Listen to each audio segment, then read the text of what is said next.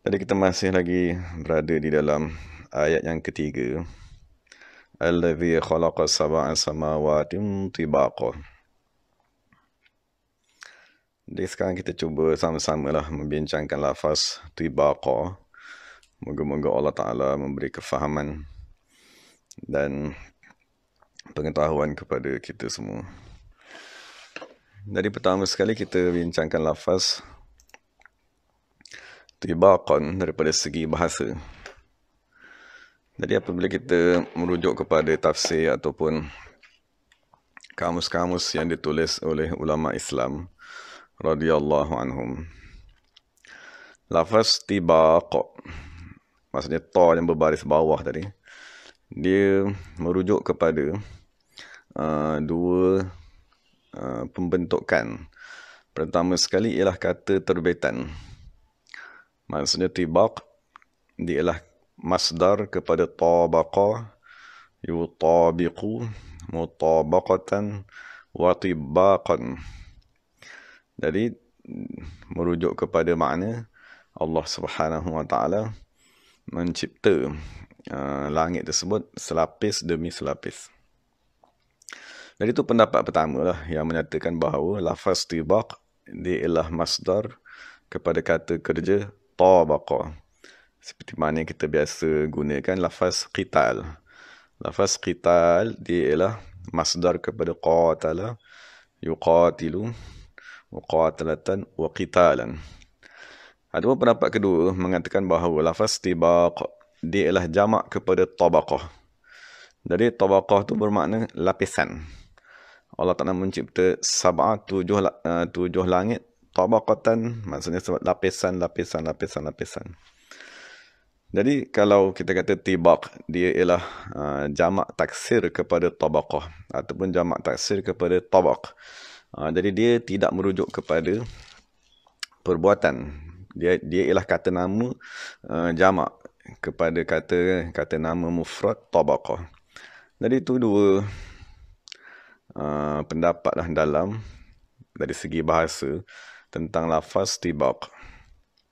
Jadi sekiranya kita ambil lafaz tibaq tadi daripada sudut dia ialah kata terbitan. Kata terbitan kepada kata kerja tabaqa, yutabiqu. Jadi lafaz tabaqa yutabiqu tu, dia salah satu dia membawa makna al-mutabaqah. Al-mutabaqah dia membawa makna al-muwafaqah. Maknanya hendaklah menyamai ataupun selari ataupun serupa. Jadi dinyatakan juga al-tatabuq dia membawa makna al-ittifaq.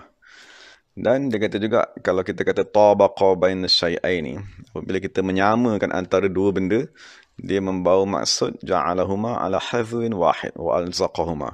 Dia membawa makna kita tadi menjadikan kedua-duanya sama dan kita melekatkan kedua-duanya. Jadi kalau kita dah bincang sebelum ni, daripada sudut bahasa ni kita boleh dapat satu faedah, ialah apabila Allah Subhanahu Wa Taala menyatakan 7 lapis.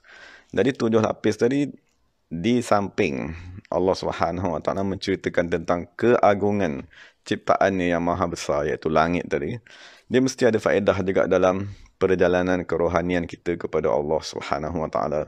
Jadi sebagaimana kita dah bincang, apabila Nabi SAW apabila dia naik pada Isra' dan Mi'raj, pada setiap langit tadi dia bertemu dengan seorang Nabi, Nabi Rasul pada setiap tingkatan-tingkatan tersebut. Dan kita dah bincangkan setiap Nabi-Nabi dan Rasul yang ditemui oleh Nabi Muhammad SAW, dia mempunyai sifat khususnya tersendiri. Dan sifat tersebut hendaklah kita tadi memutabaqahkannya. Maksudnya hendaklah kita tadi berusaha untuk menyerupai sifat tersebut. Jadi itu satu faedah apabila kita kata sab'a samawatin. Allah mencipta 7 langit. Maklum dah kan Allah Ta'ala mencipta 7 langit. Langit pertama ada Nabi Adam alaihissalam. Langit kedua ada Nabi Yahya dan Nabi Isa. Langit ketiga ada Nabi Yusuf alaihissalam. Dan sampai kepada langit ketujuh ada Nabi Ibrahim. Dan apa faedah menyebut 7 langit beserta dengan Nabi-Nabi yang ada di dalamnya? Maksudnya arahan ke atas kita ialah tibaqan. Hendaklah kamu menyamakan diri kamu.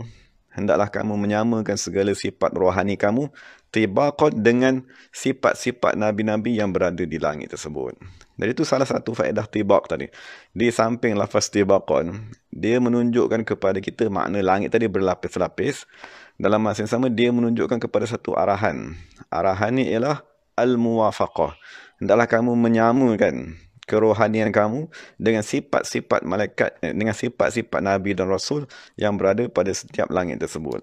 Dan kita dah bincangkan, di langit pertama, hendaklah kita tadi merujuk kepada Nabi Adam AS. Kan maksudnya makhluk yang dicipta. Maksud kita kena mengenal kan diri kita, makhluk yang dicipta daripada tanah. Kan makhluk yang dicipta daripada, yang bercampur dengan air, udara dan seumpamanya. Kemudian setelah kita maklum, kita dicipta oleh Allah dengan unsur yang kasar tersebut, maka kita kena menyamakan diri kita dengan, maksud kita kena mengakui Allah Subhanahu Wa Taala yang menghidupkan kita. Maknanya kita bukan hidup sendiri, kan kita bukan bergerak sendiri. Itu dia ambil daripada nama Nabi Yahya, kan daripada sifat Nabi Yahya. Kemudian kita kena menghidupkan rohani. Itu dia ambil daripada nama daripada sifat Nabi Isa yang bahawa dia tadi ialah roh semata-mata. Kemudian kita kena, bila kita dah ada jasad, kan, lepas tu kita dah ada sifat hidup, lepas tu kita dah ada hati yang hidup, maka kita beribadatlah. Kita beribadat, maka kita akan dikurniakan dengan kecantikan. Maksudnya kalau orang tadi semakin dewasa, maksudnya semakin dewasa seseorang, semakin dia tadi makan makanan yang sihat, kan, maksudnya dia akan, kita akan lihat orang tadi semakin bertambah umurnya, kan, daripada kecil, apabila sampai umurnya 30 ataupun 33, itulah kesempurnaan kecantikan seseorang. Jadi sekiranya orang tadi berada dalam keadaan yang sempurna, zahir dan batin, maka dia akan dikurniakan dengan kecantikan rohani.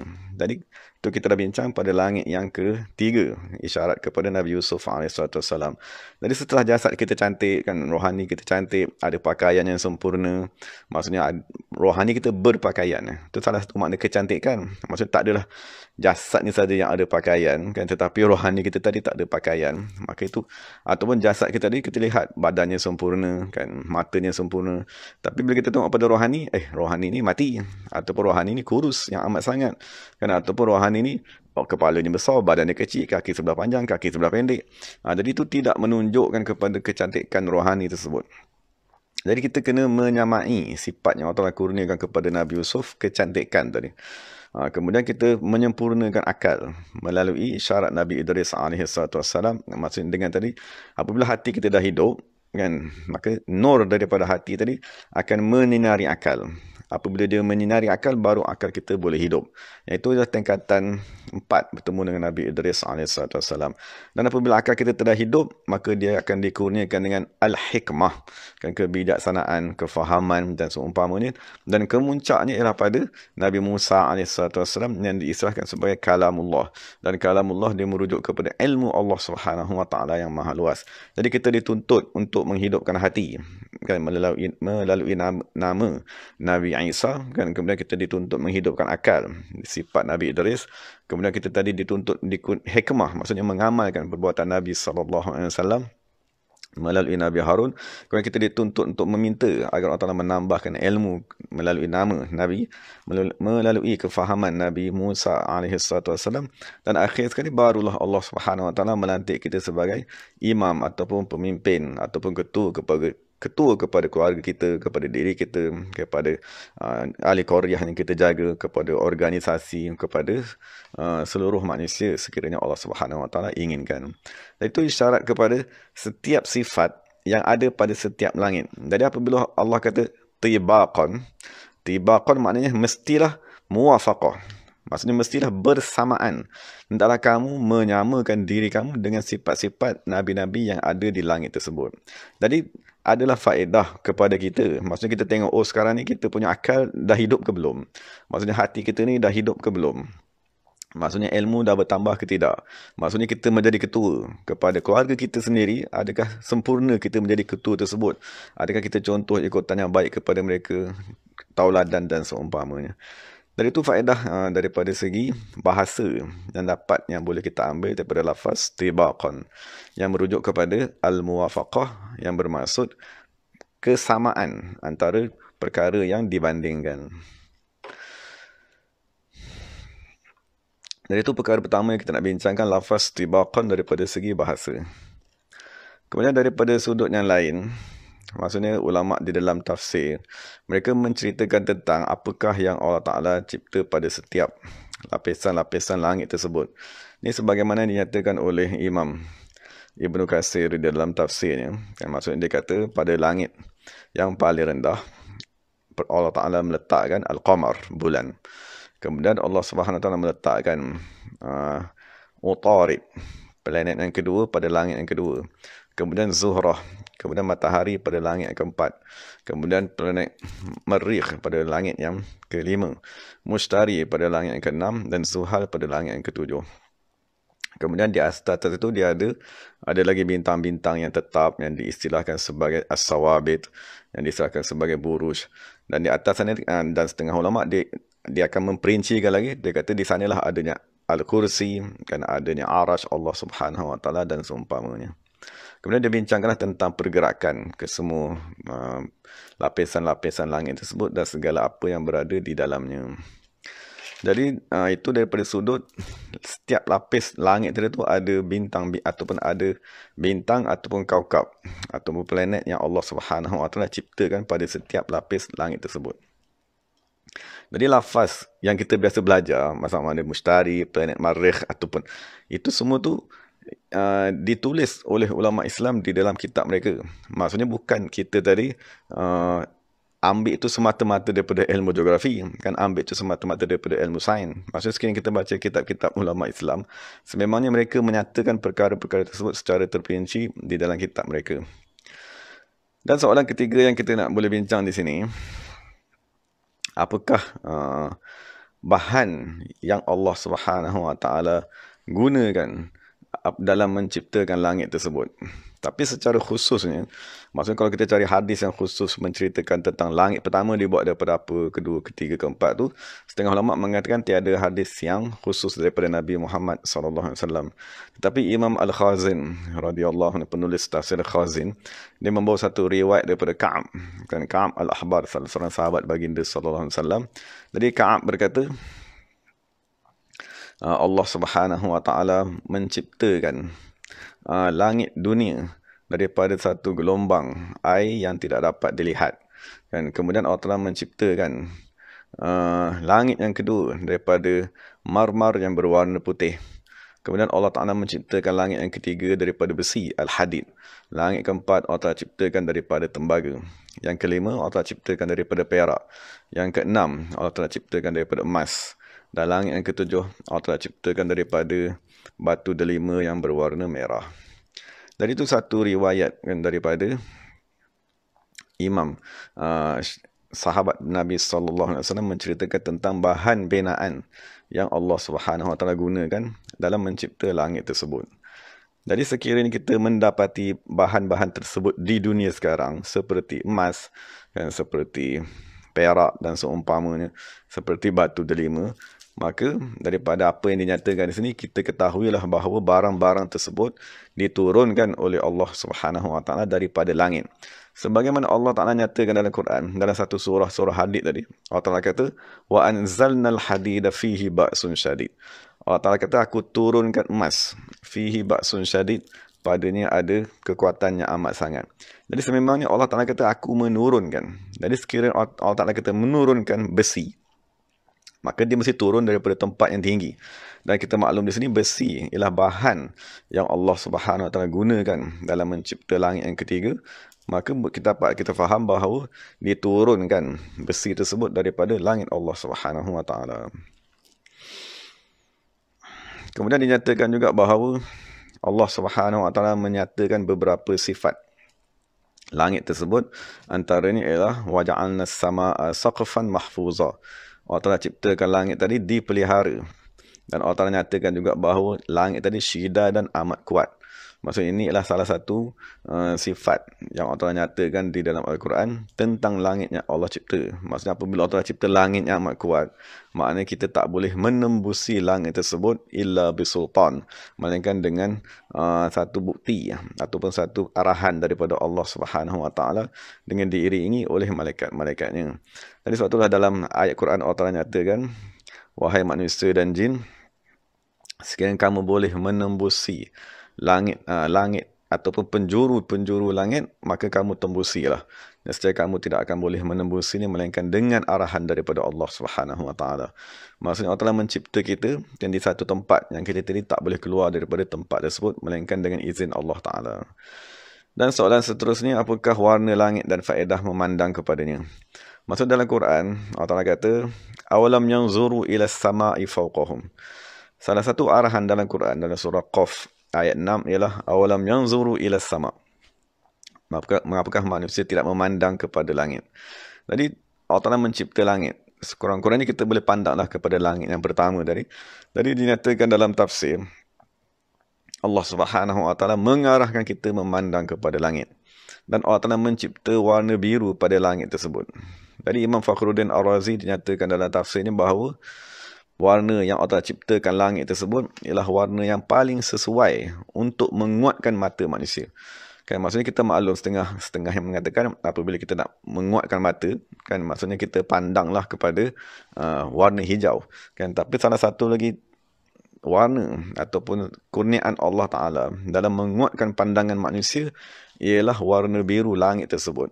Jadi Imam Fakhruddin Ar-Razi menyatakan annal atibba ya'muruna man asabahu waja'ul ain bin nazari ila az-zurqah. Maksudnya ahli perubatan Islam mengarahkan sesiapa yang mempunyai sakit pada mata, kan maka hendaklah dia tadi memandang kepada warna biru yang Allah Taala ciptakan langit tersebut. Jadi itu salah satu arahan di dalam Al-Quran mengarahkan manusia supaya memandang kepada langit Allah Subhanahu Wa Taala. Jadi memandang tu semata-mata kita memandang, kita akan dapat faedah daripadanya. Jadi merujuk kepada lafaz tibaqan tadi. Okay, jadi sekarang ni macam ni. Kalau kita baca ayat-ayat yang lain, Allah akan menceritakan Allah mencipta langit dan bumi. Kan khalaqas samawati wal ard. Dan setengah ayat Quran Allah kata aku menciptakan langit 7 lapis, kan, wa minal ardi mithlahunna. Dan Allah Taala menciptakan juga bumi seperti langit. Jadi maksudnya langit tadi 7 lapis dan bumi tadi 7 lapis. Tapi apabila kita baca dalam surah Tabarak, Allah Taala cuma sebut sebelah aja. Maksudnya langit pasangannya ialah bumi. Apabila langit tadi Allah Taala sebut, tiba-tiba apabila Allah Taala tidak menyebut lafaz yang berkaitan tentang bumi, maka kita kena faham bahawa cerita tentang bumi tetap ada dan diistilahkan sebagai al-iktifa. Maksudnya salah satu gaya bahasa di dalam bahasa Arab ialah menyebut salah satu daripada pasangan dan tidak menyebut salah satu lagi pasangan yang lain. Walaupun tak menyebut pasangan yang lain, tetapi diniatkan di sisi orang yang bertutur. Dan itu salah satu cara untuk meringkaskan ayat, untuk meringkaskan bahasa.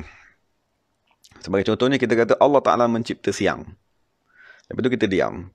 Jadi kalau orang yang mengkaji bahasa Arab, dia faham orang yang bertutur tadi meniatkan di dalam dirinya Allah Ta'ala bukan saja mencipta siang, bahkan yang dikehendaki oleh penutur tadi ialah Allah Ta'ala mencipta malam dan siang. Tetapi kita tak menyebut tentang malam tadi mimba bil iktifa, kerana kita tadi memadai menyebut satu pasangan. Jadi orang yang mendengar tadi dia sendiri yang kena berfikir. Dia yang kena berfikir bahawa pasangan yang sebelahnya iaitu malam diniatkan oleh orang yang bertutur. Dan itu salah satu gaya bahasa di dalam bahasa Arab yang sememangnya dinyatakan oleh ulama-ulama di dalam ilmu balaghah. Maksudnya ilmu sastra di dalam bahasa Arab. Jadi kita dah maklum bahawa apabila Allah Ta'ala menciptakan dalam surah Tabarak ni, surah Tabarak ni dia surah ringkas, kan, surah yang pendek. Jadi Allah Ta'ala sebut sebelah aja. Allazi khalaqa sab'a samawatin tibaqan. Jadi seolah-olah Allah kata aku menciptakan sab'a samawatin wa sab'a aradina tibaqan. Sebagaimana aku menciptakan 7 langit berlapis-lapis, aku juga menciptakan 7 bumi tadi berlapis-lapis. Jadi lafaz bumi walaupun tak dinyatakan dalam ayat ni, kan, tetapi kita kena faham kerana dalam surah-surah yang sebelum ni, maksud dalam ayat-ayat yang lain, banyak Allah Ta'ala menceritakan dan Allah Ta'ala menggabungkan antara langit dan bumi. Jadi apabila kita dah bincang tadi lapisan langit, kan, sekarang ni kita nak bincang lapisan bumi pula. Jadi dinyatakan dalam tafsir yang saya nak baca ni, maksud jumhur ulama radhiyallahu anhum, mereka berkata bahawa bumi juga diciptakan 7 lapis. Kan, satu lapis di atas satu lapis yang lain. Dan di antara setiap lapisan-lapisan bumi tadi ada jarak yang luas. Jarak antara sama seperti jarak di antara langit dan bumi. Maksud sebagaimana langit tadi ada tingkatan-tingkatan yang amat jauh tingginya. Begitu juga antara setiap lapisan-lapisan bumi tadi ada jarak yang jauh. Ini pendapat jumhur ulama Islam.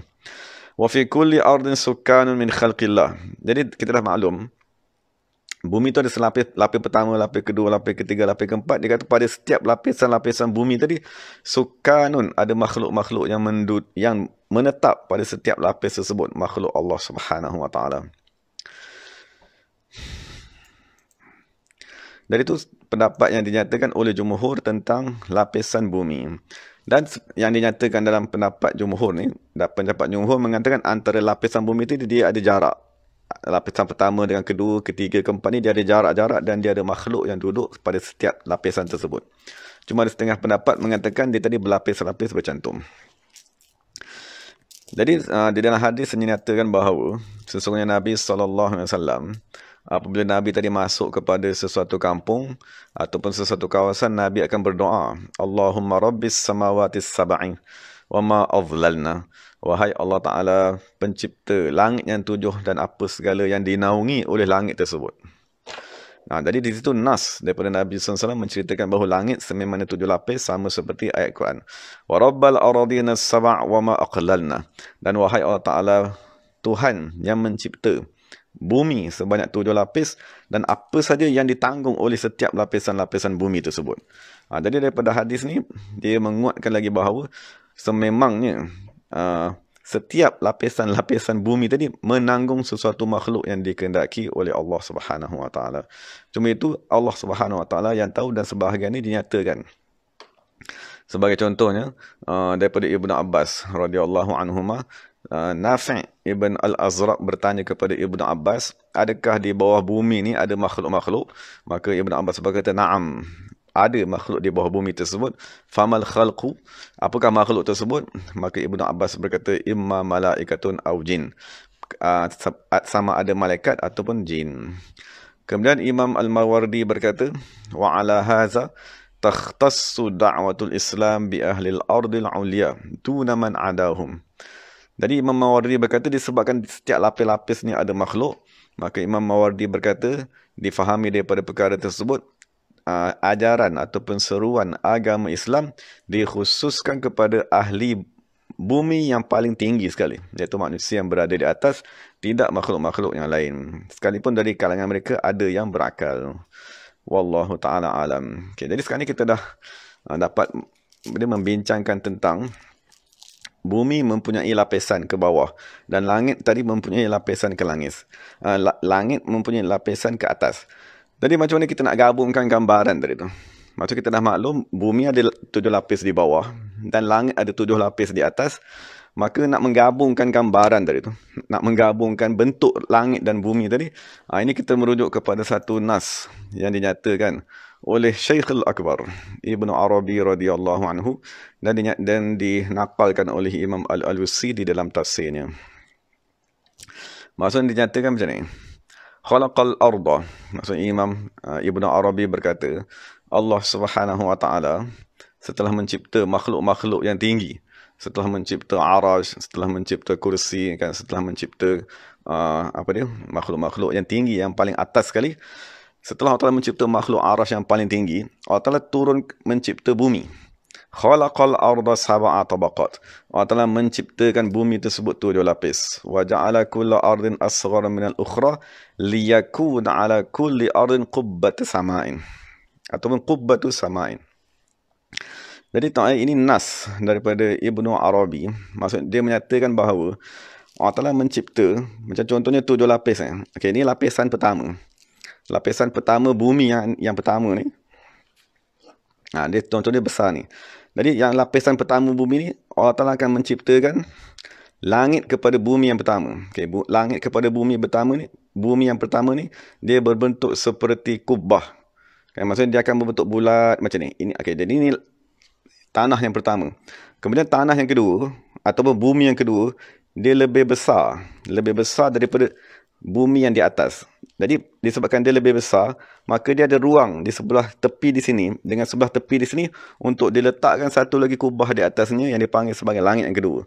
Kemudian dia ada langit yang ketiga, dia lebih besar daripada langit. Kemudian bumi yang ketiga ni dia lebih besar daripada bumi yang kedua, dan untuk supaya ada jarak daripada hujung sini kepada hujung sini untuk dinaikkan satu lagi kubah ataupun langit yang ketiga. Begitu juga bumi yang paling bawah, kan dia lebih besar daripada yang atas ni, dan daripada hujung kepada hujung tadi akan dibentukkan kubah langit yang keempat sampailah kepada langit yang ketujuh. Jadi itu bentuk yang dinyatakan oleh Ibnu Arabi radhiyallahu anhu. Jadi dinyatakan Allah Ta'ala mencipta langit tadi 7 lapis, kan, satu jisim yang dinyatakan oleh Ibnu Arabi. Dia maksudnya dia walaupun dicipta daripada bahan-bahan yang kita dah bincangkan tadi, tapi dia boleh lutsina, kan, dan Allah Ta'ala menjadikan langit yang 7 tadi tu kal qibab ala kulli ardin, seperti kubah-kubah di atas setiap lapisan bumi tadi. Sama'u atrafiha 'alaiha, dan penghujung langit tadi berada di atas penghujung setiap lapisan bumi tadi sampai kepada 7 lapis tadi. Jadi Allah Ta'ala menjadikan bumi kal bisat, seperti hamparan. Fahiya madhiyatun dahaha min ajlis sama'i an takuna 'alaiha. Kemudian dia kata Allah Ta'ala menciptakan bumi tadi selapis dalam terbentang macam ni. Terbentang, dan untuk diletakkan langit di atasnya. Maksudnya macam ni lah, kalau kita buat rumah, kalau kita manusia ni kita buat rumah, kita akan buat tapak rumah tu dulu.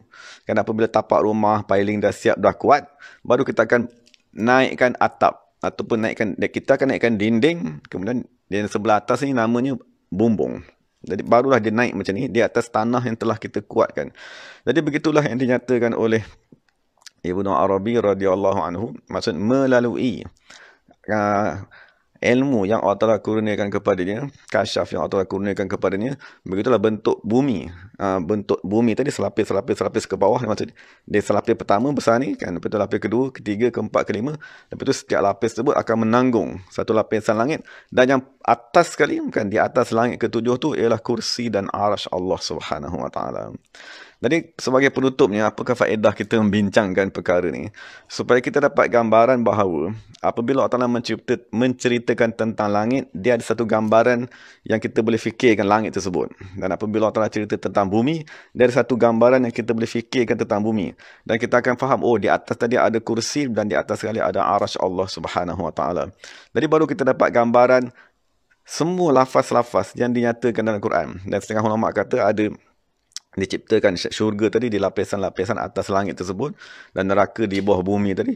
Jadi sekarang ni, sekiranya kita dah dapat gambaran tersebut, jadi kita meyakini sememangnya langit yang Allah Ta'ala cipta tadi kita boleh faham. Bumi yang Allah Ta'ala cipta dalam Quran kita boleh faham, kan? Dan arash, kursi yang Allah Ta'ala cipta, yang Allah Ta'ala nyatakan dalam Quran, ayat kursi yang kita baca tiap-tiap hari tu, jadi kita boleh faham, oh, ini dia punya bentuk dan keadaannya. Cuma bagaimana rupanya, sebesar mana nak melihatnya, itulah kehendak Allah Subhanahu Wa Ta'ala yang Allah Ta'ala berikan kepada kita. Maksudnya apa faedah yang kita dapat sekarang? Faedah ni ialah supaya kita tadi dapat membezakan antara apa yang dinyatakan oleh ulama Islam dengan apa yang kita pelajari, kan, pada hari ni lah. Setengah mungkin kita belajar, maksud kita diceritakan tentang, kalau maksudnya apa saja gambar yang menceritakan tentang ciptaan langit, ciptaan planet sebagainya, dia hanya tunjuk ada matahari, ada bulan, ada bintang, dan semuanya dalam bentuk yang bulat yang kita pun tak tahu nak faham macam mana. Lepas tu cerita tentang arash, cerita tentang kursi ni semua langsung tak ada. Kan, cerita tentang langit berbentuk kubah pun langsung tak ada. Jadi dengan pengajian yang kita belajar tadi tu, dengan gambar-gambar yang mereka tunjukkan kepada kita, bentuk dan sebagainya, jadi kita akan hilang ingatan terhadap arash yang merujuk kepada keagungan Allah. Kita akan hilang ingatan terhadap kursi tadi. Dan dalam semua gambar-gambar yang mereka tunjuk tadi tu, mereka tak ada menceritakan 7 lapis langit. Jadi bila tak ada gambar 7 lapis langit yang kita belajar dalam sains ataupun dalam geografi tadi, macam mana orang nak percaya? Lama-kelamaan macam mana kita nak faham adanya peristiwa Mi'raj, Isra' dan Mi'raj naik ke langit tadi. Dan macam mana pula kita nak kata di setiap langit ada nabi-nabi yang menduduki, ada segala makhluk, malaikat dan seumpamanya. Kerana mereka menggambarkan kepada kita seluas-luasnya. Dan seluas-luasnya itu betul, kan, sebab memang Allah Ta'ala mencipta makhluk ni besar. Tapi seluas-luasnya tanpa cerita tentang arash, tanpa cerita tentang kursi. Dia hanya bagi tahu ada planet ni, dan kita pun tak tahu di mana penghujung, kan, di mana awal, mana langit ketujuh, mana langit kedua. Cerita tentang Nabi, cerita tentang semua tu dipadam daripada pengajian yang kita pelajari sekarang. Jadi moga-moga apabila kita dah mendengar nas-nas daripada ulama Islam radhiyallahu anhum, maka kita dapat sedikit gambaran tentang bumi yang Allah Ta'ala ciptakan dan langit yang Allah Ta'ala ciptakan. Dan ciptaan langit tadi sebab kita kena menghadap kepada langit. Apa makna menghadap kepada langit? Kita kena menyamakan sifat kita ni dengan sifat Nabi-Nabi yang berada di langit. Jadi langit ialah satu benda yang nak kita capai, satu sifat mulia yang nak kita capai pada tingkatan-tingkatan langit tersebut. Maka sebab itulah apabila kita menjadi tradisi umat Islam daripada zaman dulu, apabila dia buat saja masjid, dia mesti ada kubah. Dari kubah di atas masjid tu yang dibuat, kan, di mana-mana masjid sekalipun, kubah dia mengisyaratkan kepada langit Allah Subhanahu Wa Taala. Maksudnya bila kita masuk masjid, apakah tujuan kita masuk masjid ni? Tujuan kita masuk masjid ni lah untuk menghubungkan hati kita, ataupun menghubungkan hati kita dengan sifat-sifat yang berada di langit tersebut. Kan, maksudnya kita masuk masjid, moga-moga kita dapat menyempurnakan akal. Kita masuk masjid tadi, moga-moga kita dapat menghidupkan roh kita, menghidupkan hati kita, sebagaimana Nabi Isa alaihissalam. Apabila kita masuk lagi masjid, moga-moga dapat ilmu Allah Subhanahu Wa Taala sebagaimana Allah kurniakan kepada Nabi Musa. Jadi bentuk kubah tadi dikekalkan oleh ulama Islam radhiyallahu anhum supaya kita sentiasa teringat kepada langit, kerana amat penting cerita tentang langit tersebut. Kerana sekiranya kita tak naik ke langit, wala'iyazubillah, maknanya orang tadi akan turun ke dasar bumi, dan semakin ke dasar bumi manusia tersebut, makin dekatlah dia kepada iblis dan makin jauhlah dia daripada Allah Subhanahu Wa Taala.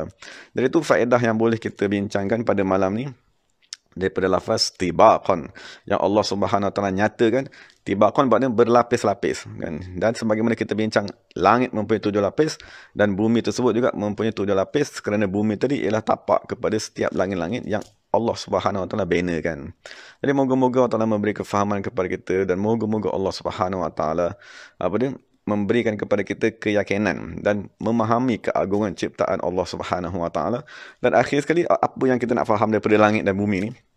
Langit dan bumi ialah tempat tinggal kita. Maksudnya apabila Allah ingin mencipta manusia, makhluk yang paling mulia yang bernama manusia tadi tu, mestilah Allah Ta'ala menciptakan tempat tinggal. Kan, jadi salah satu kurniaan yang paling agung yang Allah Ta'ala ciptakan kepada kita ialah tempat tinggal. Dan tempat tinggal tersebut ialah bumi dan langitnya. Jadi begitulah yang nak kita faham, kan. Maksudnya sebagai contohnya, salah satu keperluan asas yang kita belajar ialah tempat tinggal, kan, yang paling penting sekali. Kemudian pakaian, kan, makanan dan seumpamanya. Jadi Allah Subhanahu Wa Taala sebagaimana dia memberikan kepada kita rezeki makanan, kan, memberikan kepada kita rezeki pakaian, ketahuilah bahawa Allah Subhanahu Wa Taala menciptakan langit dan bumi sebagai satu tempat tinggal kepada kita. Jadi kita kena bersyukur. Dan apabila Allah Taala cerita khalaqas sab'a samawat, Allah Taala tadi mengingatkan kepada satu nikmat yang aku beri kepada kamu, tempat tinggal kepada kamu. Ada bumbungnya, ada tanahnya, ada lapisan tanahnya. Jadi mengapakah kamu tadi lupa kepada Allah? Kan, mengapakah kita tak mengingati Allah Subhanahu Wa Taala, padahal kita hidup 24 jam dikelilingi dengan nikmat Allah Taala yang amat agung. Wallahu ta'ala alam. Jadi setakat tu, masa dah terlebih kot, kan, kita bincang setakat tu dululah lafaz yang berkaitan dengan tibaqa dalam ayat yang ketiga daripada surah Tabarak. Wallahu ta'ala alam. Jadi sebelum saya terlupa, maksudnya sekiranya kita tadi berpuasa pada hari Jumaat, maksudnya hari Jumaat, jika Allah Ta'ala izinkan kita berpuasa, maka malam Jumaat, maknanya malam besok lah. Jadi malam besok tu kita dah mula masuk ke dalam hari Ramadan. Jadi bersempena dengan bulan Ramadan ni, jadi kita memperbanyakkanlah ibadat pada malam tersebut. Jadi kita akan tangguhkan kelas kita punya kuliah ataupun tazkirah ringkas tentang membaca surah Tabarak, dan tazkirah yang setengah jam ni kita tangguhkan sehingga kepada raya nanti insya-Allah Subhanahu Wa Taala. Tapi kalau sesiapa yang mengikuti yang pukul 3 tu, kita teruskan. Kan, maksudnya tazkirah ringkas pukul 3 yang dibacakan kitab hadis 40, yang itu kita teruskan sepanjang Ramadan. Sekurang-kurangnya kita ada setengah jam yang kita tadi bersama-sama membincangkan ilmu Allah Subhanahu Wa Taala. Tapi lebih sebelah malam, kan, maksudnya kita sepatutnya dah fokuskan kepada ibadat, kan. Maksudnya kita sembahyang tarawih, kita baca Al-Quran. Jadi sebelah malam pengajian kita selama ini kita tangguhkan. Moga-moga Allah Subhanahu Wa Taala mengizinkan kita untuk menyambungnya semula semasa selepas bulan Ramadan nanti dengan izin Allah Subhanahu Wa Taala. Jadi terima kasih kepada sahabat-sahabat semua yang mendengar, dari segala yang baik daripada Allah Taala, segala salah silap itu daripada diri saya sendiri. Wa aqulu qawli hadza wa astaghfirullahal azim li wa lakum wa lisa'il muslimin wal muslimat. Assalamualaikum warahmatullahi wabarakatuh. Bismillahirrahmanirrahim. Alhamdulillahi rabbil alamin wassalatu wassalamu ala sayyidil mursalin wa ala alihi washabbihi ajma'in. Rabbana zalamna anfusana wa illam taghfir lana wa tarhamna lanakunanna minal khasirin. Rabbana atina fid dunya hasanah wa fil akhirati hasanah wa qina adzabannar. Subhana rabbika rabbil izzati amma yasifun wa salamun alal mursalin walhamdulillahi rabbil alamin. Taqabbalallahu minna minkum. Terima kasih kepada sahabat-sahabat semua. Sama-sama. Jadi selamat beribadatlah di bulan Ramadan kan, selamat berpuasa kan, moga-moga Allah Taala merahmati kita semua dan memberi kekuatan untuk beribadat sepanjang bulan Ramadan ni. Assalamualaikum warahmatullahi wabarakatuh. Sama-sama semua.